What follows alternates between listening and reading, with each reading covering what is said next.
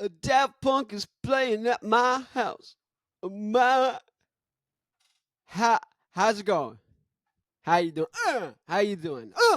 There you go. Look at me. Look at that. Making noises. Looking at you. Looking at you. I got you in the corner. It's the 4th of July, people. Trying to crack my back. 4th of July. That didn't really work. Didn't really feel good. It felt good.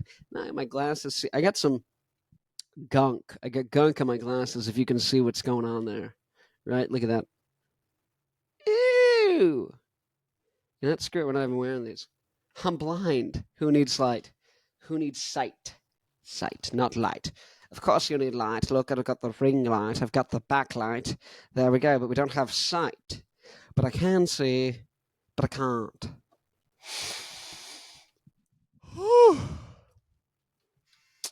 Look at myself on the second angle, the low resolution camera. So you can't see it because I'm not going to upload it because it's low resolution. It doesn't look good. It's not suitable for human consumption. Something's buzzing? Oh, that's you. That's you, the phone. I'm going to put you on Do Not Disturb. Blah, blah, blah, blah, blah, blah, blah. 4th of July. It's the 4th day of the 4th month of July. July is a new calendar. There are 4 months inside of July. There aren't. But you could call the week month. Man, I'm just Thor. My whole shoulder area Thor. I need to go. Stretch or roll out. Something. But all I do is put it off and I send the pain below. That's a song by the band Chauvel. Anyways, how we doing, people? How we doing? Look at you. Looking good. You losing weight? Oh, good for you. Oh, okay. 4th of July. What are we talking about today? We got the 701st. They're doing good. I'm a weird mix of like amped up, but also like tired. I woke up very like tired, and I was like, no. We'll just drink a ton of caffeine. That'll work. And now I'm just tired. It didn't work. I'm just tired. Yeah. But yeah, so we got the 701st. Oh, we got our elite squad. We've assembled. Well, we haven't assembled yet, but we are in the process of assembling. 30 days from now, at the soonest. What is that? So mid-August. We're bringing back rock, people. It doesn't have to look pretty, but we're doing it. No, it's crazy, yeah. So...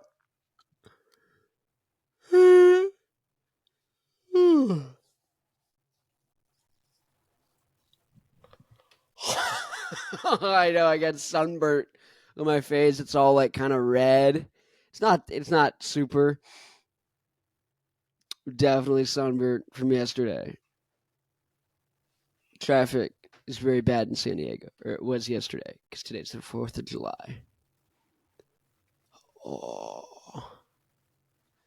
Yo soy muy tired. Oh, shoot, I know how to say that. Oh, God, cansado. Soy muy cansado. Yo soy muy cansado. Muy cansado. Con. What is sado? Is sado another word? I don't know. Cansado translates to tired. Woo! Okay, so 701st, what are we doing? So, in case you didn't catch last episode, the 701st Regiment is these 700 plus me 700 people who comment on every video for 30 days and do the 5x5 Rock is Alive. They watch 5 minutes of every episode every day and send the episode to 5 people every day. Even if it's the same 5 people every single day, that's the 5x5 Rocks Alive. And then if they leave a comment for 30 days in a row on each episode, and then they're eligible to join the 700. It's first come, first serve. Then those people fill out a form with basic info like their email, their phone number, what country they're from, what's their name, what's their YouTube name, so we can verify they left the comments. And then we're going to set up like a Discord or some sort of community that's just the 701st. And we're going to plan what guests. Basically, we have a 700-person militia, 701. And so once we assemble the 700, I'll be able to go to advertisers and get advertising money. And at that point, with the money, we'll be able to not only invest in higher production quality for the show, but well, that's the main thing the money will do. But having the 700 people and having the advertisers adds legitimacy to the podcast, right? And so the next goal is to go and get bigger and bigger guests. And so the way we're going to do that is starting with low to medium size following guests, right? And then kind of chain our way up to bigger and bigger people until you eventually get to like Dave Grohl and, kind of like the most famous kind of like rock stars and people in the world. Oh, there we go. Yeah, and so basically with the 700, we're going to be able, as the 701st, we're going to be able to pick each day like a person we want to comment on their posts, have all 700 of us comment on the last 30 of their posts, right? Come onto the Rock Show with Connor Farrell. Come onto the Rock Show with Connor Farrell. Especially starting out, if that's someone who gets 30 or 40 or 50 comments on a post, even if only half, you have 400 comments, 350 of them are go on the Rock Show with Connor Farrell, and they all flood in on one day, and they're not bots. They're clearly people with accounts, right? Like, oh, you're going to be like, what is this? And yeah. And so the goal is then we're able to book every single day. We're able to book guests on the show, increasing in size. And then that builds the audience of the show. And at a certain point, we hit a threshold at which the show, I guess it'd be interesting to see this, but actually, yeah. Once you assemble the 701st, we get the sponsors, the higher production value, and we start getting the guests. So the production value and the guests that we have make us seem more official and like, oh, wow, that's really growing. It's getting better and better and better. It's getting more serious. This is a real thing. So that when other people, we approach them, they go, oh, this is a real show. And, oh, look at all these people who are on. Oh, look at the production value. All the subconscious things that make them go, yeah, let me hop on, right? And they see, oh, it has this many listeners? Okay. And so once we start booking those consistently, then we're going to do 5 days a week where the episode is with someone who's like famous, so to speak, or they have a small or a medium-sized audience, something of the sort. And then we can start mixing in 2 people, probably, from the 700, probably starting there, but looking for artists and musicians and people who we want to then set up with their own podcasts, right? And so we'll have them guest 1 day a week for 12 weeks in a row, right? And then while that's happening, they're going to be doing a daily podcast or maybe an every other day podcast. And we're going to be sending them guests. And the goal is we keep them coming on until we get to a certain threshold of views for them. Let's say they get 700 listeners per episode. And so we're going to do that for 2 people, let's say for 3 months. And then after 3 months, we're going to pick another 2 people. And so how do we pick these people? 701. We go through. First off, we look through the 701 and say, hey, does anyone want to do this? And then we go and vet like, okay, now are you down to podcast every single day for an hour each day and spend an extra hour just babysitting and making sure everything uploads to the different platforms and or foregoing whatever money it is up front from the revenue once you start making revenue to actually like hire someone to do the other stuff for you, like uploading. But basically, we're going to find people who are down for that, who are committed, who are interested, and will put in the work and who are worth investing, that many episodes worth of time in. Yeah. And then we blow them up. So that's kind of what we're doing is the 701st. We're going to get the guests on who are notable so we get eyes on the show, and then we're going to promote from within 2 people to become kingmakers, right? So we get these guests. We're going to be able to strategically get guests so that every day we've got a guest and it's getting bigger and bigger and bigger, and maybe different audiences or doubling down on similar audiences and different niches, whether it's I'm just listing stuff that I know, but like for me, I know like fitness, I know comedy, I know music, a little bit, right? Whatever people I do know. And so those are the people I would go and be like, okay, here's ideas of people we can get on. And so you can either double down on the same, kind of niche, or you can try and get across different niches, right?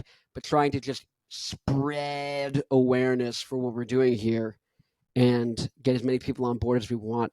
And then I think, let's say you have a 701st Discord, you would then make another one where it's a general Discord for just anyone, right? And so then the 701st, we'd kind of decide what we're doing, like who we're going to have like to get on the show. And then we can tell the bigger Discord once it gets to the point where there's like 10,000 people in that and say, okay, all 10,000, this is the person we're commenting on today. Get it done. Let's get them on within the next couple weeks. And so then keep booking a calendar like that. So the show gets bigger and bigger to the point where it's like we're undeniably kingmakers, right? The Rock Show with Connor Farrell. If we bring someone on for 12 episodes, right, over 3 months, or 10 episodes over 3 months, right, that'll be enough exposure combined with them doing a podcast consistently that they will be able to reach a similar size where they can bring other people on and repeat and repeat and repeat. So we'll make this show a kingmaker, and then we'll be able to bring on future kingmakers and make them kingmakers, and so on and so forth, until you've got all of these different personalities that are rock stars and rock musicians, and we have an interconnected web, and we can get all the different producers and talent that's bubbling up.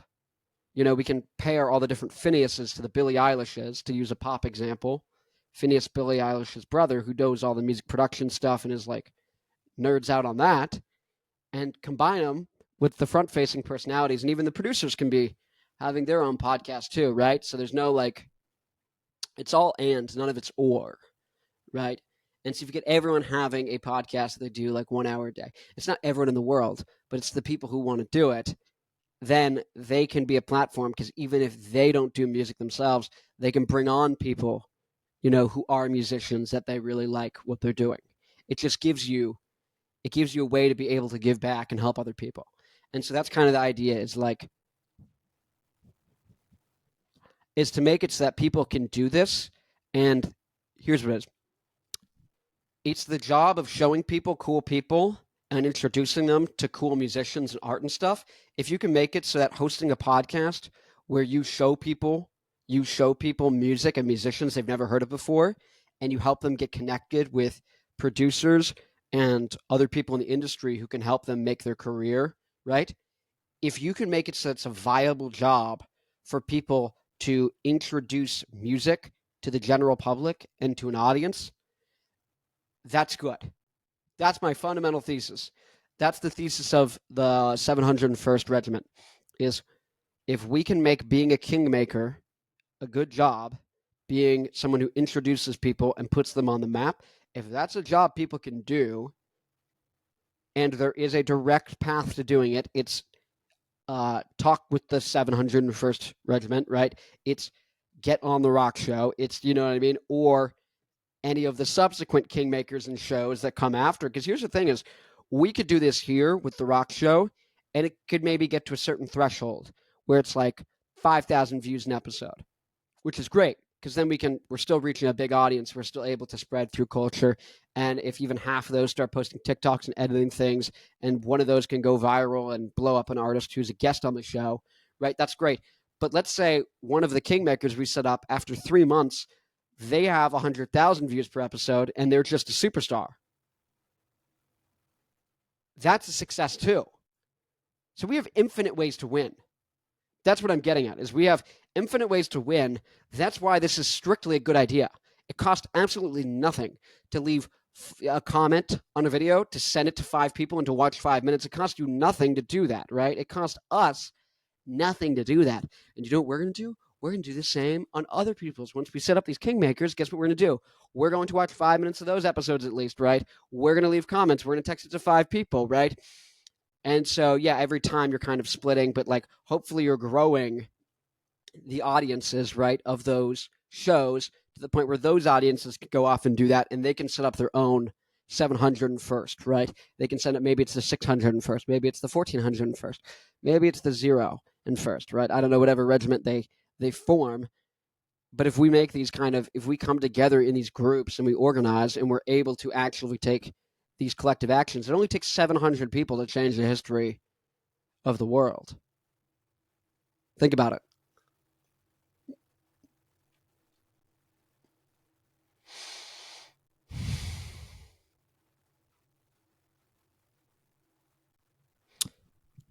The actions of the 701st can change what millions of people are seeing. The ideas, the music, the things they're exposed to, and what is kind of seen as the norm, what's seen as reasonable, what's seen as possible. Because all it takes is one show, one podcast, one group of 701 people coming together and being successful at this.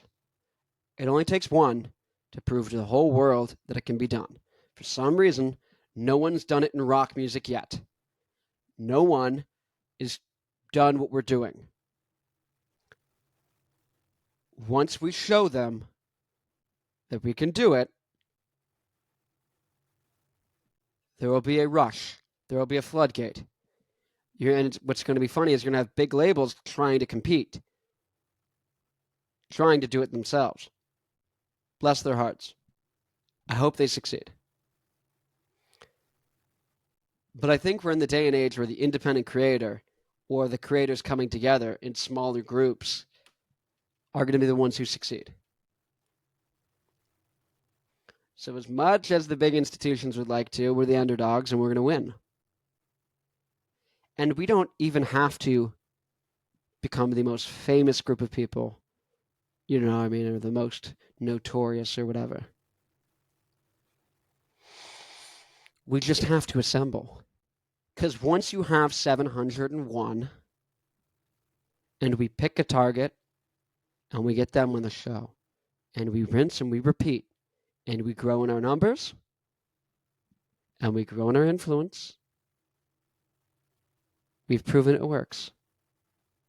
And once you prove it works, everyone else is going to start doing it. And once people start doing it, the age of rock has been ignited. We're going to set the world on fire. We are Prometheus giving, fire to man. It's 0 to 1. Once we assemble, it's 1. Everything is 0 before then. Nothing's happened. The world is the same. Once we get to 701, everything changes. There's no going back. It's Pandora's box. Once it's open, there's no putting the genie back into the bottle. That's the beauty of it. People have all sorts of rhetoric where they say, well, the pendulum's swinging one way, but the pendulum's going to swing back. There is no pendulum. Things only go forward. They don't go back, by definition. You can never undo anything ever. You can only ever do something again or do a different action. But you can never return. Because time only goes this way.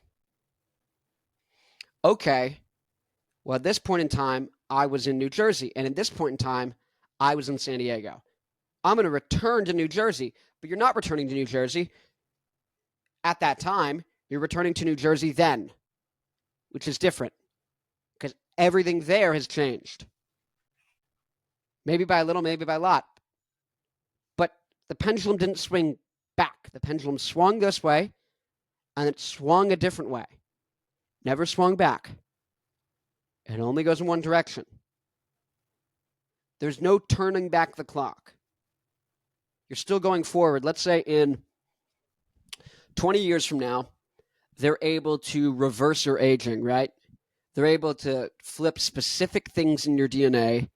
They're able to add whatever length back to your telomeres. They're able to reverse things, right? They're not swinging you back to a different point because, no, now you're an 80-year-old person with the body of a 30-year-old. You're not a 30-year-old. You don't have the knowledge of when you were 30. You have the knowledge of you right now when you're 80. You're not, do you get what I'm saying? You don't go backwards. Nothing ever comes back. You know? So when we let the genie out of the bottle, it's not going back.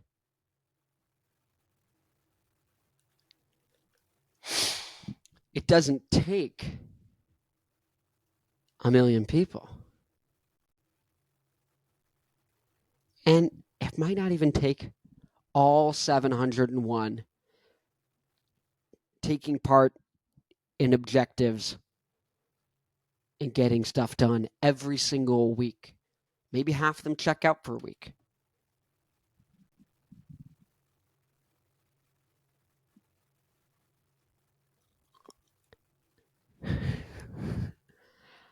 But it will be done. That's the thing. It's 0 and then it's 1. You know, they say, how do things happen a lot of times? Suddenly and then all at once.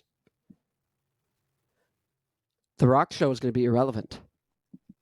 The Rock Show with Connor Farrell is going to be irrelevant until it's not.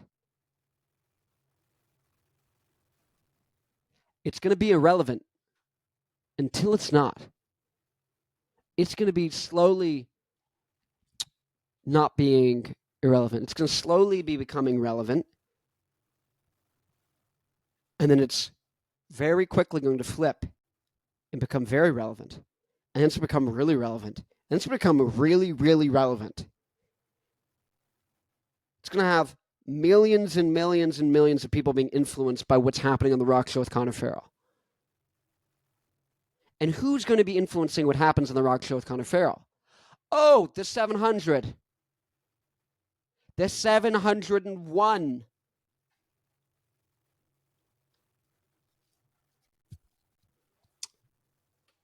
And that's the beauty of it. They don't know. No one knows until it's won. They don't know. Before it's relevant, before it boom goes up, it's irrelevant. It's unseen, it's unpredictable. It came out of nowhere. Yeah, it just happened. It was happening the whole time.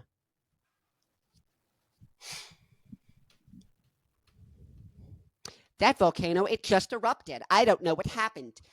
Yeah, 1 second, everything was fine. And then it erupted. Oh my God.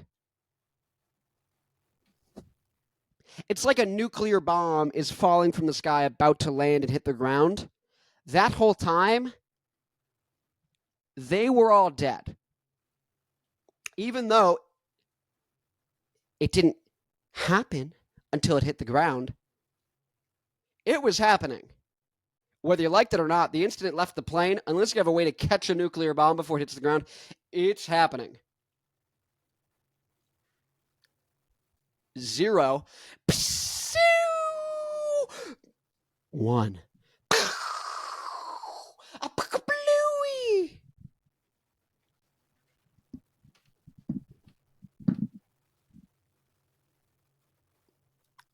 Zero and then it's one. The bomb is falling. We're the renegades of the atomic age.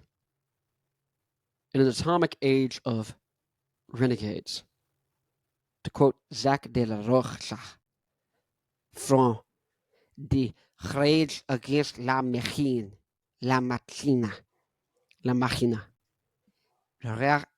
I don't know how to say rage in Espanol. It's escaping me at the moment. But Rage Against the Machine. Renegades of the atomic age. The atomic age of renegades.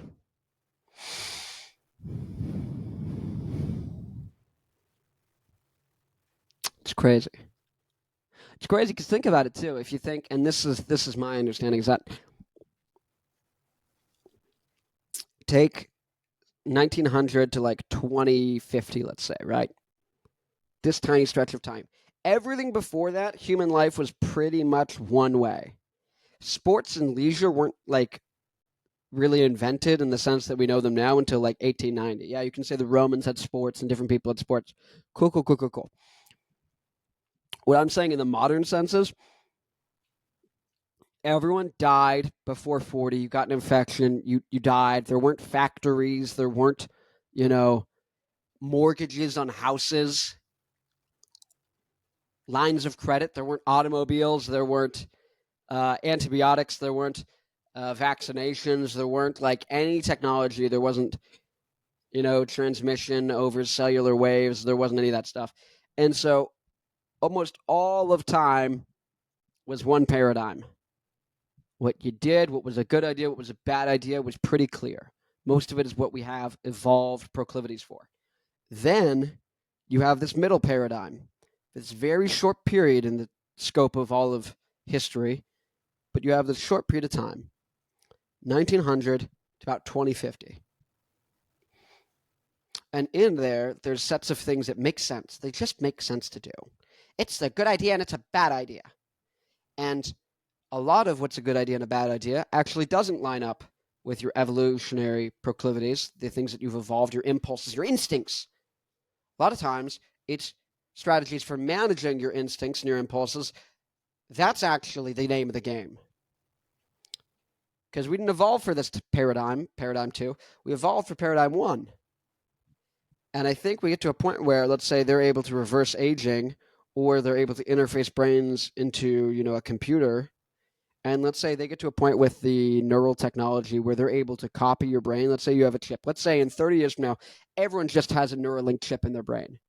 It's safe. They figured it out. It's been trial run. It's been, let's say in 5 years from now, it starts being a thing. And 30 years from now, it's the norm. Okay.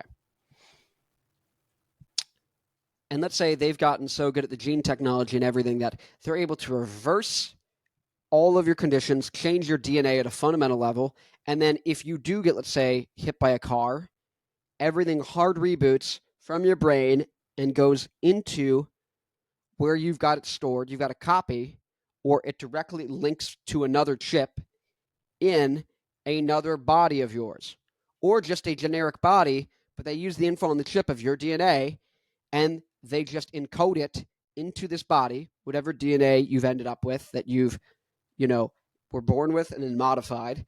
You've now got that being put into whatever new body. And so even if you get eaten by a lion while you're out doing things, you repopulate the new body. Now, the whole way you play life and the game of life, now that you live forever, so to speak, in terms of your experience, even if you say, well, your soul died there, let's say they figure out the whole soul thing too. Let's say the whole soul concept, they figure it out and your soul just moves over. Let's say reincarnation's real. Okay, well, that version of the body died, but you reboot and the soul moves over.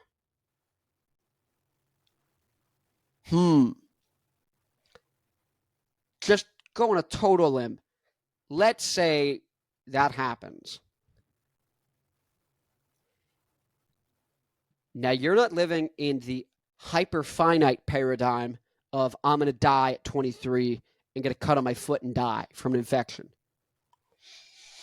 And you're not living in the finite paradigm the normal finite, paradigm 2, where I'm going to live to 80 and I'm going to have my mortgage, my retirement. I'm going to work till I'm 64.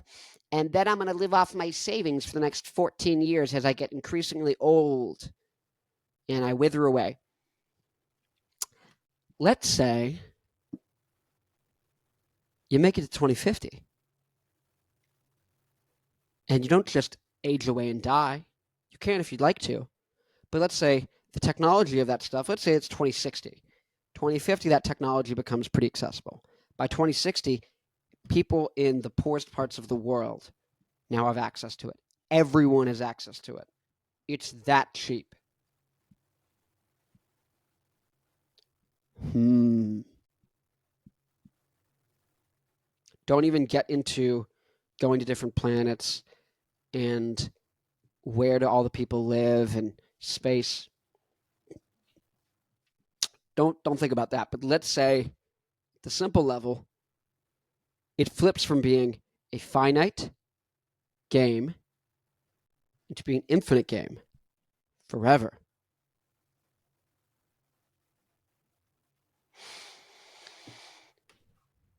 Your strategy is going to change.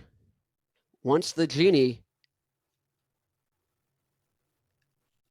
of immortality is out of the bottle, if it does,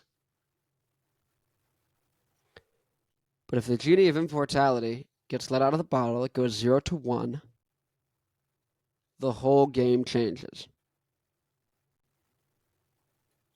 It's about what works for forever, not what works for today, not what works for tomorrow, not what works last year, not what was conventional wisdom, which is all strategies for surviving with a finite 80 to 90 year living span. And so therefore, let's say you're going to be alive for 90 years. You're like, okay, I can work all of these years and then I can stop and just live off the rest of the money and have it dwindle down so it runs out right when I'm done. Now there is no dwindle down right when I'm done. Let's say you live forever. Well, then you just ran out of money at 90. And let's say you're able to very cheaply de-age yourself back to 30. Do you just start over again and work or go back to what you were doing for?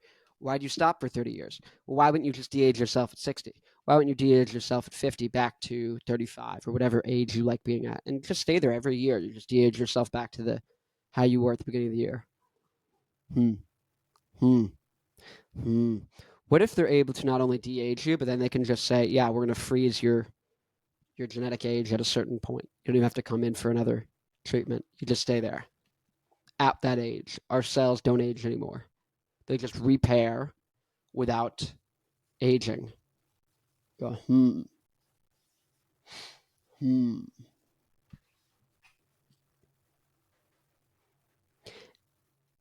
Now, the way you play the game is different. It's not a hyper-finite game or a finite game. It's the third paradigm. Paradigm 3. It's the infinite game. How do you win at the infinite game?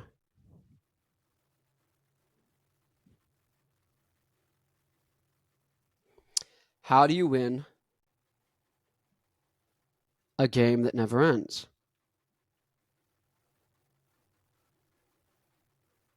You pick a strategy that never loses.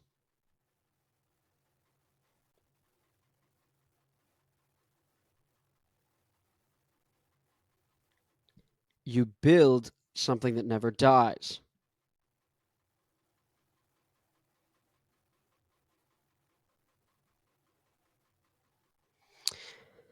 In the land of infinite, you pick things that are infinite. You create things that are infinite.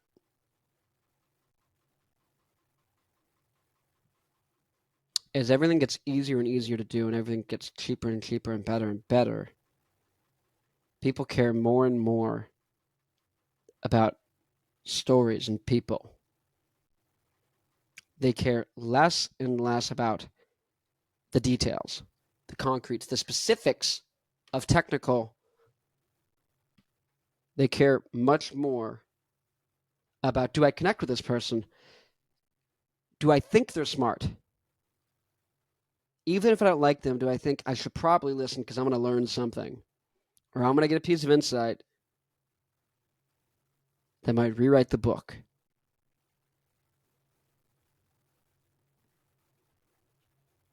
Mm-hmm. Think about it. I feel like the Cheshire Cat in Alice in Wonderland right now.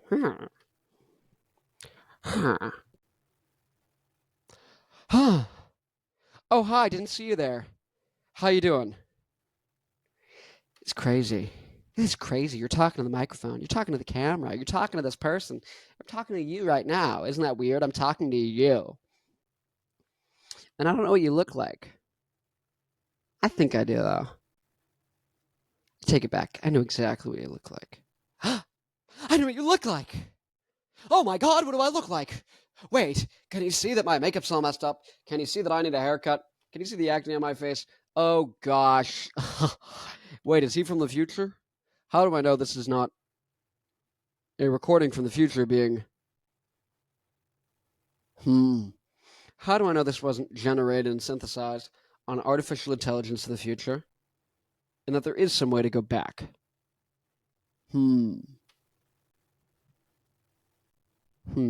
There isn't. As of yet. This is the present. But I had to get you there. I had to spook you. There we go.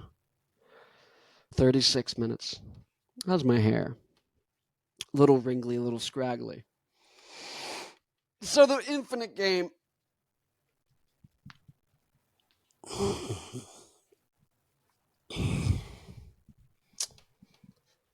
It's brand, it's personality. That's the... Okay, so in business they talk about you're either a brand or you're a commodity. Right? And so even as an individual, some people talk about like in dating or just in social environments. You're either seen as just generic random stranger or you're seen as, oh, that's Connor. I know him. Like even think about how you see people like when you're like walking, you go to like meet up your friend for a cup of coffee or something. You're like, oh, that's Diego. But if you see a random person and like they make eye contact with you, you're like, that's some random person. They're a commodity. They're generic. They're generic, not important. That's the bucket they fit into. Not noteworthy. They're commodity. And so for those people who are strangers, who are commodities, all you see psychologically when you look at them is whatever there is on face value. You do not care about their life story. You do not care. But Diego, my buddy, I haven't seen him in 4 years. Oh my God, how's the wife? Oh my God, dude, I forgot your wedding was insane. That was 8 years ago. Can you believe it? Time flies fast. That's how you feel about Diego. He's a brand in your brain, in your mind, not a commodity. They say name brand versus store brand. You know, they go luxury versus Temu versus Shein. Think about it. And so increasingly, as things become cheaper and cheaper and easier, it's not, if you want really nice outfits and clothing that looks good, is very fashionable in terms of pure aesthetics, right?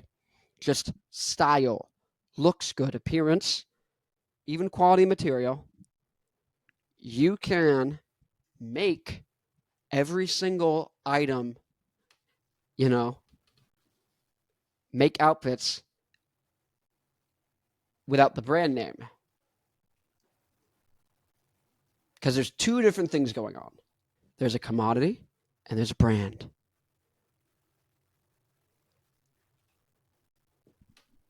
And as we get farther and farther into technological advancement, as we get closer and closer to the third paradigm,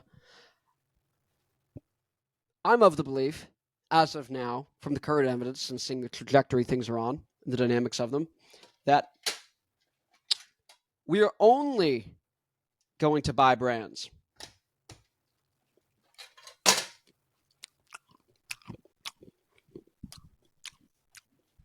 Because if you're a commodity, you're competing on price. And so I think as we go into this age,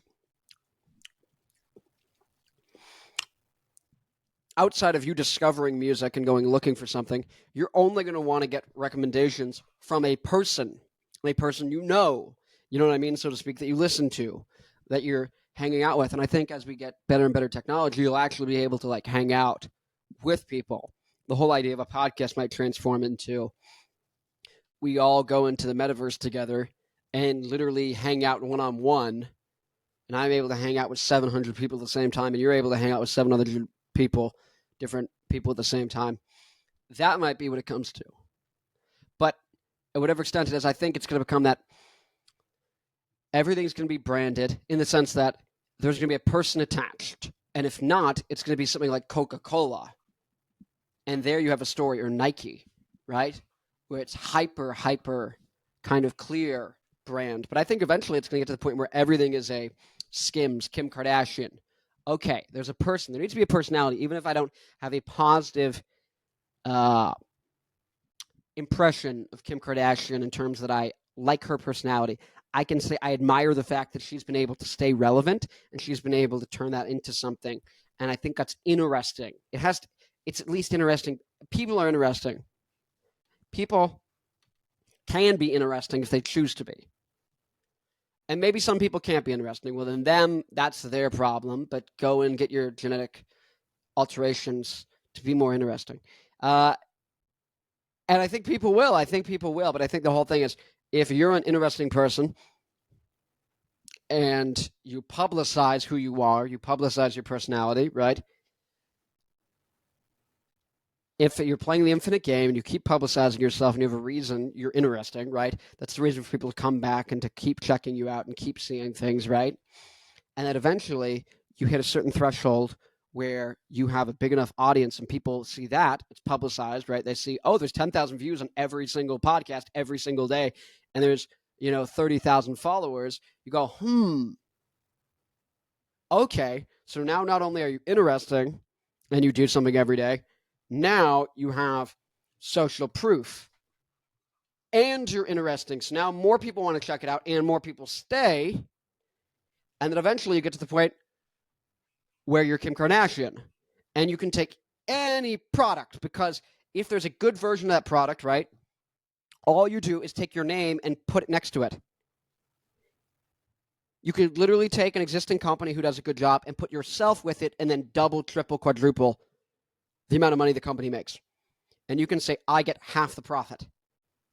So then more and more people are going to listen to you because there's more and more people being born and they're living longer and longer lives, right? And as everyone's de-aging back to the year 30 or whatever age they want to be at, you have more and more people who are relevant now. Because once the 80-year-old person becomes a 30-year-old person, you have a very interesting dynamic societally. You've got all of the people culturally mixing. You've got all the people looking for things to listen to, all of the people who want to be living their best life all the time, because there is no time frame from 20 to 60 and then I'm old and I can't really do anything. No. You're always in the game. Everyone's in the game. The game is infinite. The people are coming back. Think about this, okay? And so you have an ever-growing, and let's say now they're having kids like crazy, but let's say it's the people who've gotten to the point where they're 180 in terms of how long they've been on Earth, but they've been a 30-year-old the entire time. And they increase their intelligence using genetic therapies, right? Genetic mutations. That person is now a quadrillionaire. They're going to have 800,000 children. And they're going to keep having children over and over and over. There's going to be people like that. The Elon Musks of 30 years from now are going to be doing that. And so you're going to have an ever-expanding populace of people. And so the podcast, the audiences of these things, of interesting people, the consumers of personality, of brand, the audience for brand will grow infinitely. It's going to always grow. And so if you make the game publicizing your personality, you're an interesting person, it grows infinitely. And the market share for the business grows infinitely.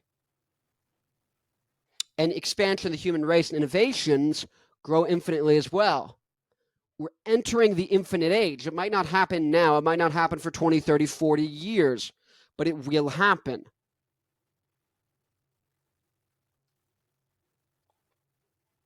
Who's to say if you have 30 kids and they have a sample of your DNA after you die 100 years from now, 200 years from now, and they have enough of your offspring alive that they couldn't resynthesize you and you can't get reincarnated into a new body that they use creating from your DNA.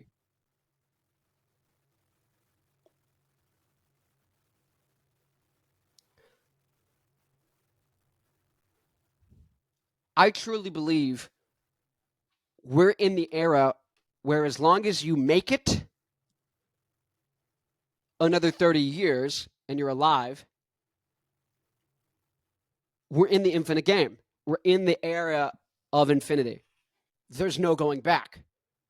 I think the human race went from -1 to 0. Paradigm 1 was really paradigm -1. Then it's paradigm 0. That's what we had for the 20th century ideals. And get married and have 2 kids and have a white picket fence. Ooh. That shit. Oh, sorry, I'm swearing. Oh, I'm too late into the video. Anyways, shiz. That shiz is over. Doesn't exist. You know? Why do you think all these different people in culture are popping up talking about different things? And they're like, well, we're doing polyamory or we're doing trigonometry. And this whole breakdown of gender identities and things, the Roman people were doing that. And they say, oh, well, as you get more explorative in your gender identity and your who you're dating and what you're doing fooling around in the bedroom, the society's going to collapse. Yeah, sure, go with that. But I think what we have now, I think in 30 years, you will be able to flip your DNA, and Tuesday, you can swap, you can flip all of your chromosomes from XY to XX, and you could spend 3 days XX, hang out, do your whole weekend, have fun, and then go back to XY.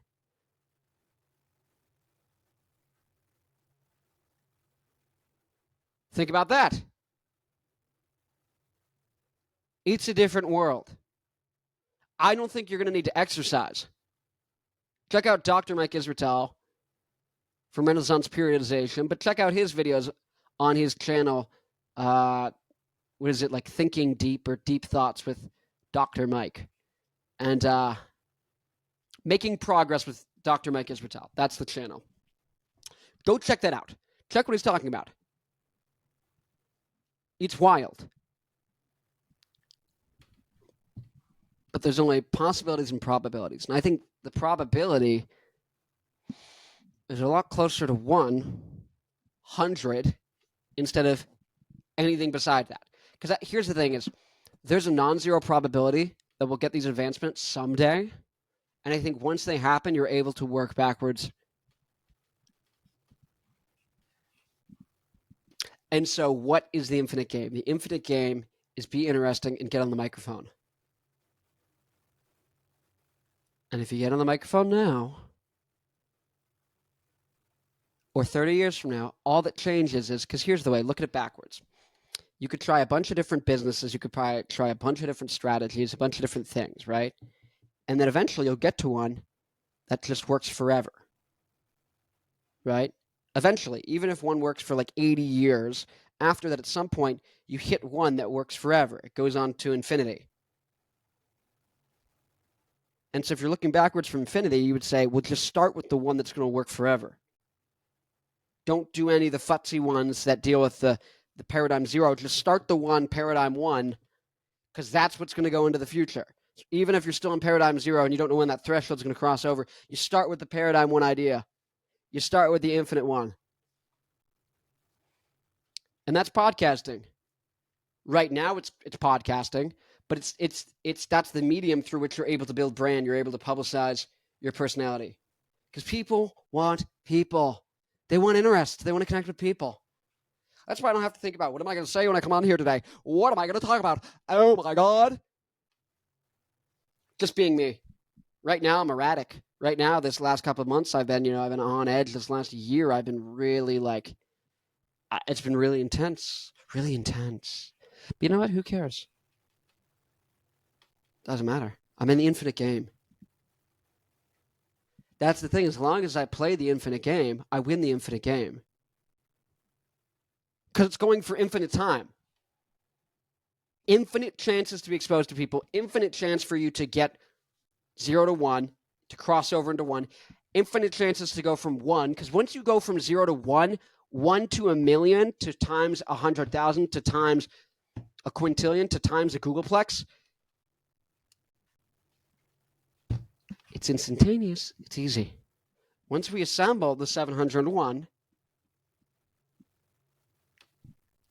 it's literally unstoppable. And the 701 is inevitable. There will be 701 people, and they will be working together. Now, do you want to be one of them? That's up to you. I'm not here to hold your hand. If you would like to, you now understand what's happening. And if you don't, go back, listen to the last episode. Listen to this episode again. Keep listening. Or don't. It's all on you. You can be a part of history, or you can let it pass you. You can either join me, or you can start doing your own thing. Compete with me. I don't care, because there's an infinite pie. Even in the finite game we're in right now, which is going away, which won't be the case. There's still 8 billion people, 4 billion of them like rock music. Let's say it's 2 billion people like rock music. It will take at least 5 to 10 years from when the 700 first assemble for us to even reach anything close to a 1 to like 8,000 ratio of rock stars to fans, to kingmakers to fans. Fans can be fans of like 100 to 200 to 300 bands from any level of casual to super fan at the same time. That means you've got anywhere from 400,000 to 800,000 fans per band, even if there's a million of them.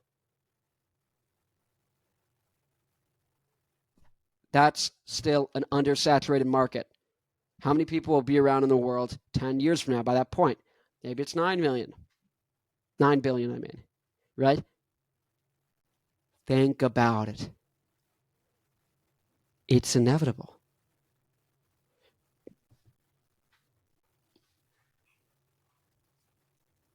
One second.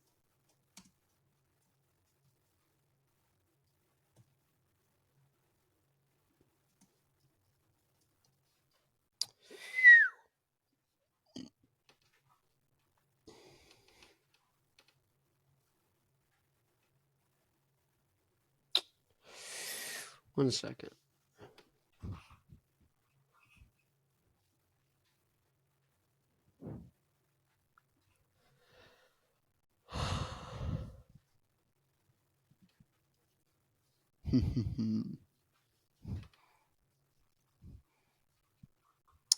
Trying to find the Thanos quote where he says, "I am inevitable."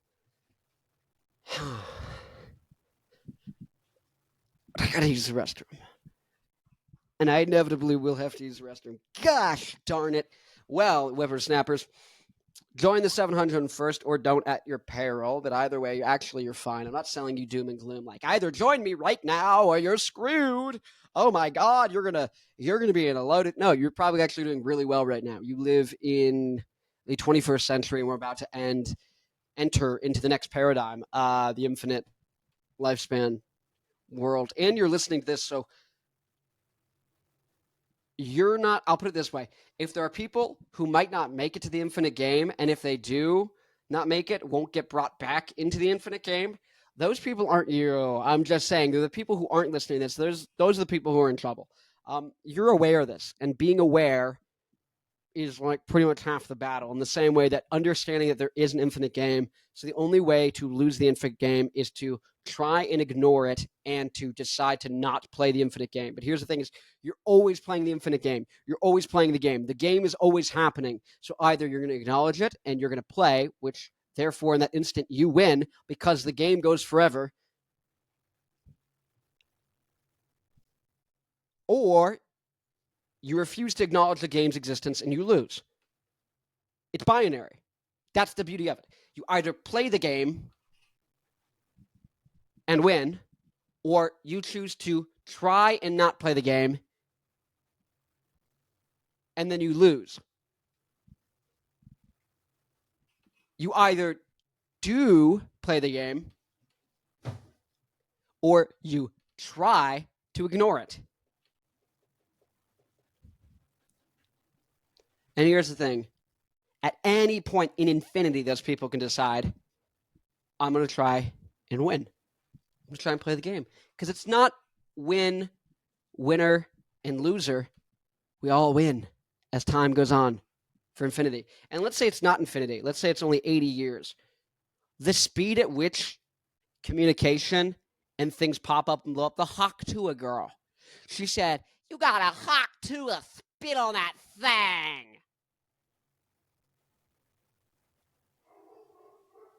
She's famous. She's clearly interesting already from saying that.